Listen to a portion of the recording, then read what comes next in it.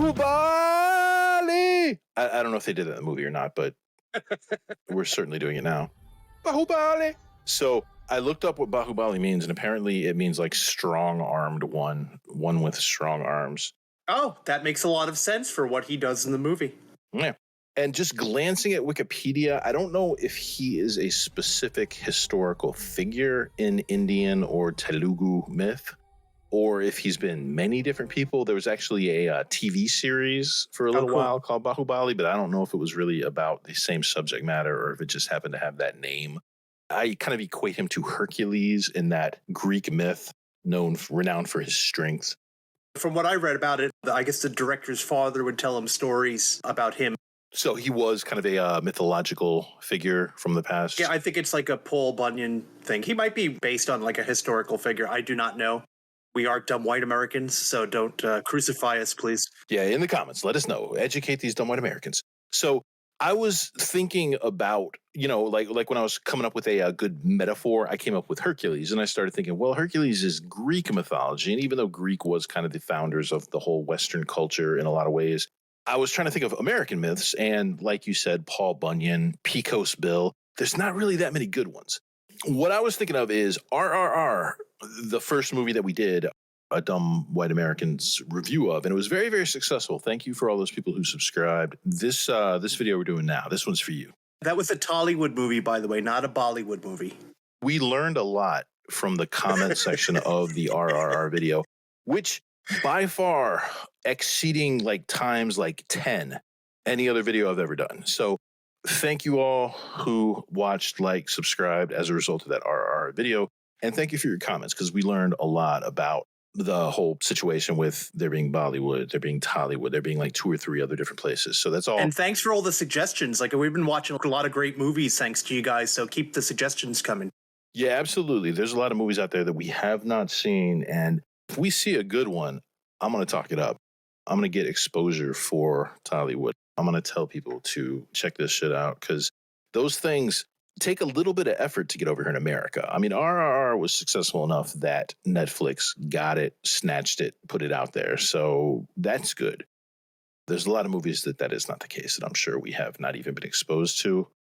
There's something that I wanted to say also is the fact, what we learned about the cinema in India, that there are different centers of cinema. Sometimes this one's bad or people don't like it and start dumping on it. Meanwhile, this one's kind of like rising in ascendance, like Tollywood seems to be doing.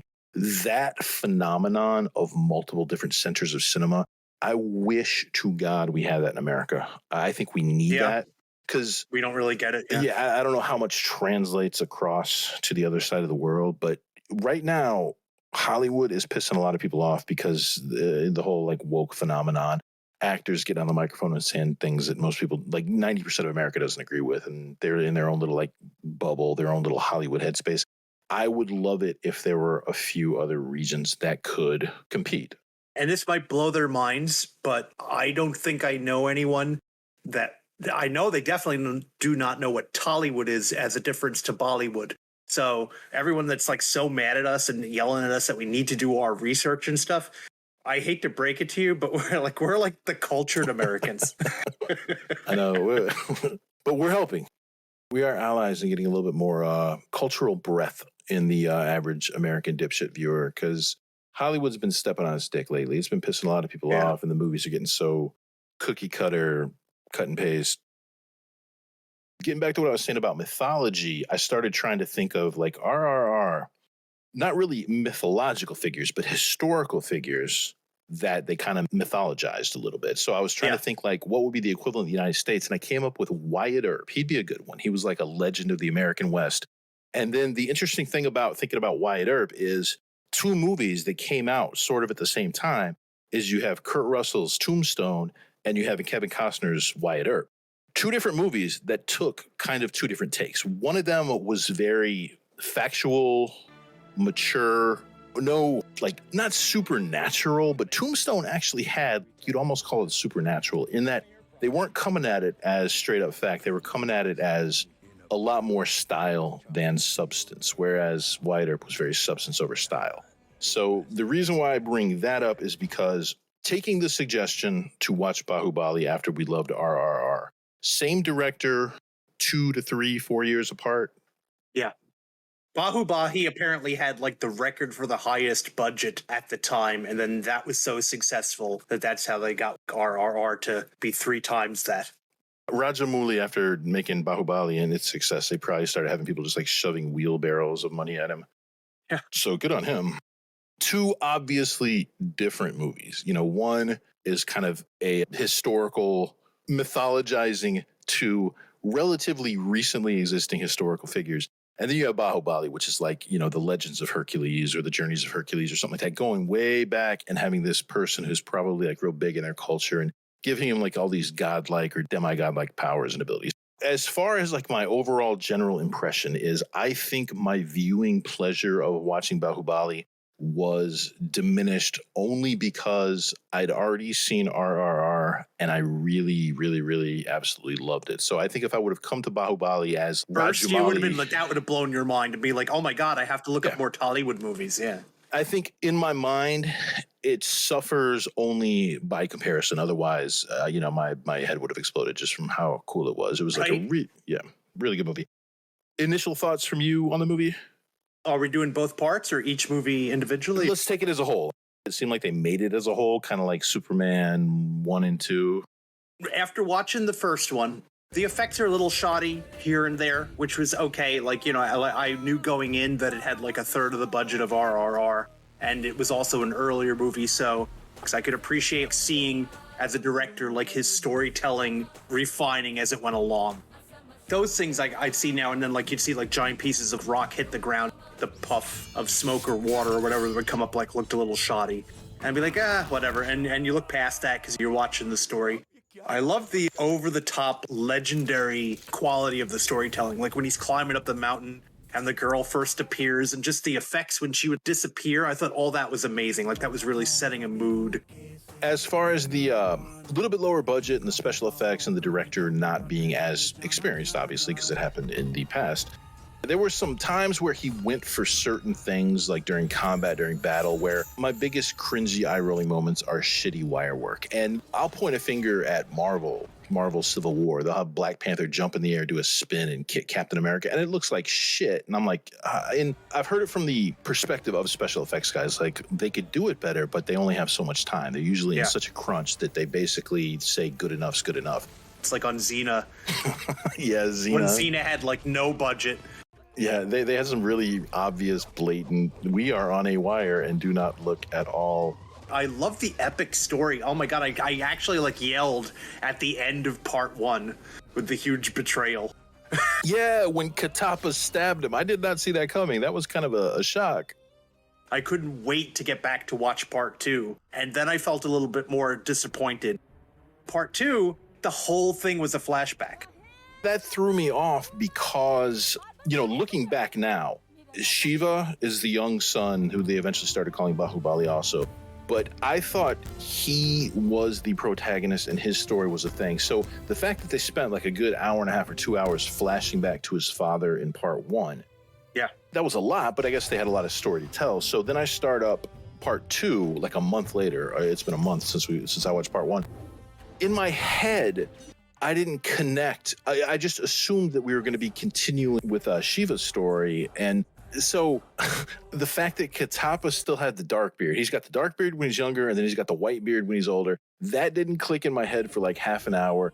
And when he went out and started wooing the mom in part 2, and they had the bows and the arrows, and they're shooting multiple arrows, all that time, I'm like, okay, so they got a new girl. Why is he leaving the old girl behind? Oh, no. Oh, you thought it was... Yeah, I thought his I think her name was Avanthinka. I'm probably pronouncing that horribly. If everyone notices, I'm being vague because I'm staying away from all names because I know I will butcher them and I don't want to offend anybody. I'll just go ahead and butcher them. But the badass, really hot rebel girl from the first movie, I'm like, so he's become king and he's just cheating on her? And then the mom, not the mom, I guess she's technically the grandmother when all is said and done. She says her whole thing was, you need to go out and see your kingdom. That's when him and Katapa go out and I loved all that part. As I'm hearing that, I'm like, he doesn't need to go out and see the kingdom. He's a commoner. He just climbed up a friggin' mountain. Eventually, my head completely up my ass. It finally tumbles that, we're still in flashback mode. So Yeah. the odd thing is that Shiva's story is like the first hour of the first movie and then the last hour of the last movie. And then the intervening 4 hours is Bahubali. So the fact that Shiva, who I thought was the protagonist, was actually just serving as kind of like the bookends to the story, the Yeah. beginning and the end, that threw me off guard because I'm a dumbass. I should have known. Yeah, I thought the whole retaking of the city was going to be a more big epic. I thought that was going to be more of a chunk of the movie. It wasn't what I was expecting, so maybe if I went back, rewatched all of it, which I need a little bit of time. It's like 6 hours. I need a few months or something before I go back and watch all that. I still haven't gone back to watch RRR. I've only seen it one time, just because it's like I said at the end of the last video, it's like watching The Godfather. You got to like plan your day. You gotta like budget some time. I did like the flashback when he was pretending to be dumb, and he's like having the guy show him how to like shoot a bow and stuff. That reminded me that what he was doing. I mean, Katapa up to that point was this badass warrior, and now he's playing along with this stuff. That was so Shakespearean. When you get any Shakespearean comedy, there's always a guy dressing up like a girl or a guy pretending to be poor, and a few people are in the plot. And it's childish. It's immature as hell, the whole plot. You're kind of rolling your eyes, but it's also, kind of like charming and funny. So as that was going on, I kept thinking like, wow, this is so damn Shakespearean what they're doing. And I like the story they did for that one leader where he was a coward and he learned to defend his people and stuff. Oh, yeah. And he was such a badass by the end there. Like, it was just really cool. The way that he was the douchey nobleman blowhard. And they turned it around. Bahubali turned him around. Bahubali completely turned him around. He's like, all right, you could be my enemy, or I could like raise your ass up. I can make you feel good about yourself, your skills. And then, by the end of the movie, the guy's like taking sword wounds and throwing bodies and defending the king and the queen. And there's also something else they do that this director has done in movies that I absolutely love, is when the people are just like shaking with rage. And like they're trembling and their eyes are wide, and you could just like, it's like the powder keg like ready to go off. And I can't help but think of the most awesome football scene from Fast Times at Ridgemount High. With Forrest Whitaker being like all in RRR, they do it when they're like crucifying can't remember his name.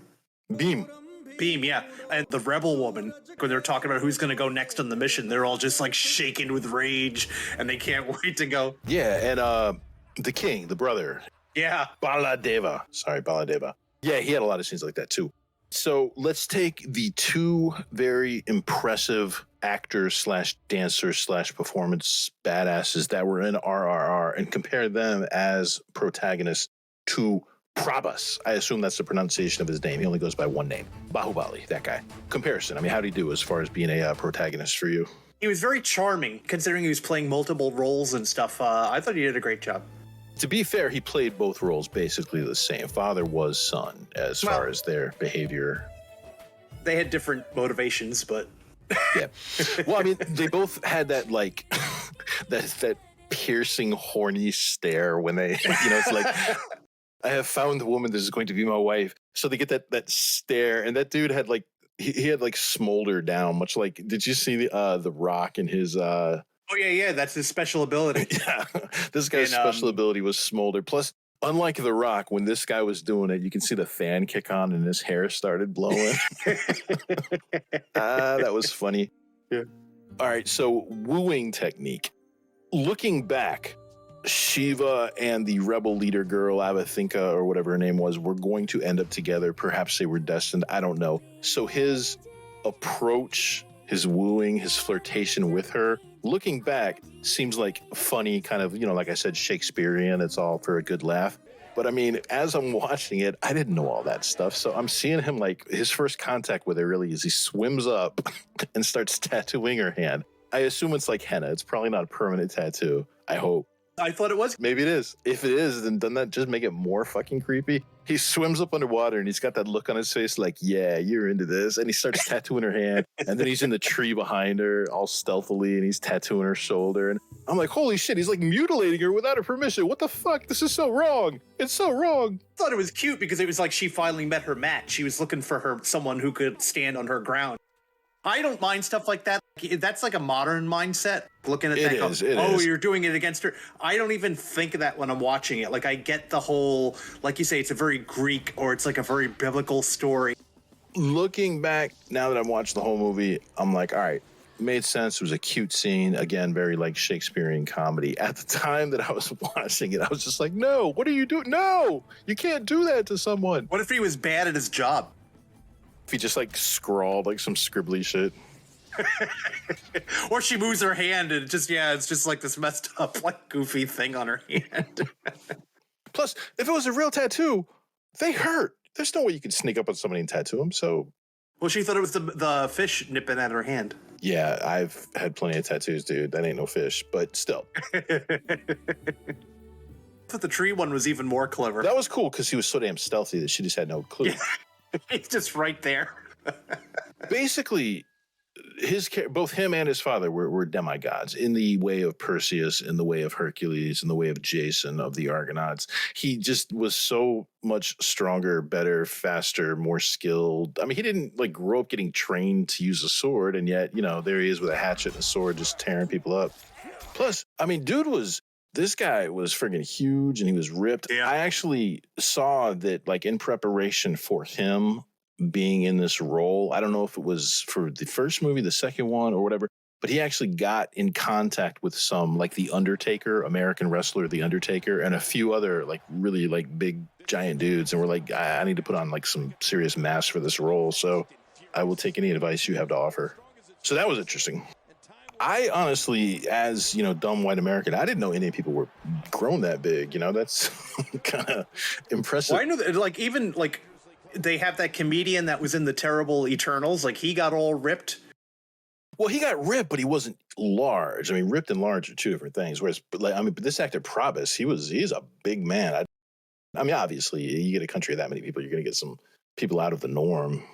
Another thing too is when in the courtyard of RRR, when you had Ram and Beam fighting each other, you could tell that both of those actors had training and they had some like serious combat choreographers, because the things they were doing with their holds, they're flipping around, that was like some advanced level stuff. That's like Marvel's level, Black Widow kicking ass at her best, John Wick level stuff.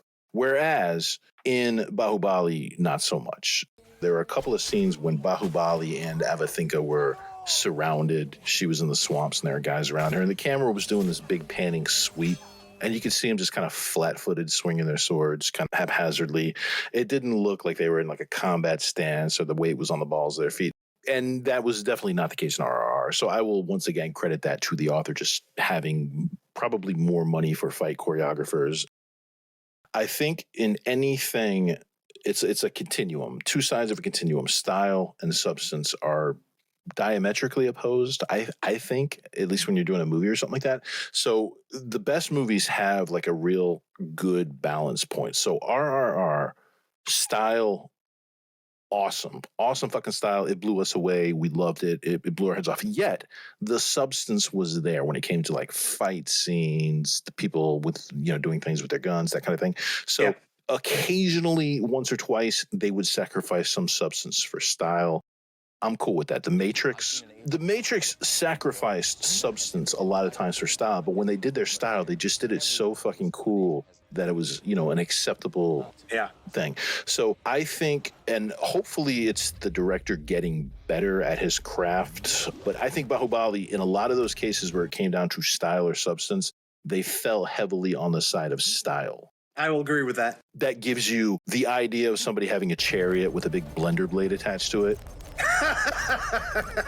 That was awesome, though. At the end, when they're catapulting off the trees and they're doing that cool little like formation in the air and then bouncing around on the ground with their shields. Yeah. Looked cool. I mean, that was cinematically awesome. That was style of the ass. But substance, I had to roll my eyes, because okay, let's say that Bahubaali, he's a demigod. He gets 5 guys and he pulls off this scene, but then everybody starts doing it. No. Yeah. Bullshit. Sometimes when style over substance really, really works, if you go all style, when they were showing that swan boat with like the 20 different sails. Yeah, it was weird. Nautically, I don't know if that makes any sense at all, but it looked freaking cool. I like that. Didn't it fly at one point too? Well, yeah, but that was during the musical number. And I think when you're in the middle of a musical number, reality ceases to matter. Okay. We have to approach this like a 1930s movie, like where they just kind of go into the overblown. Yes. When I think when you are in an Indian musical dance number, you need to like pause your disbelief of reality because they're doing it for the sake of the cool musical number. So I think that's perfectly acceptable. Okay, so they weren't actually flying. Probably not. In my head canon, I'd say no. In Bahubali's favor, 100%. Unlike RRR, they actually had some hot Indian women running around doing some sexy dancing, so that was cool.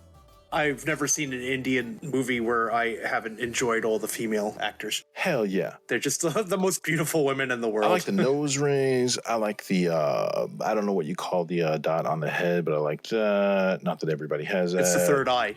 Isn't it a sign of being married? I don't know. We're dumbasses. Somebody in the comments, let us know. And just the outfit they wear.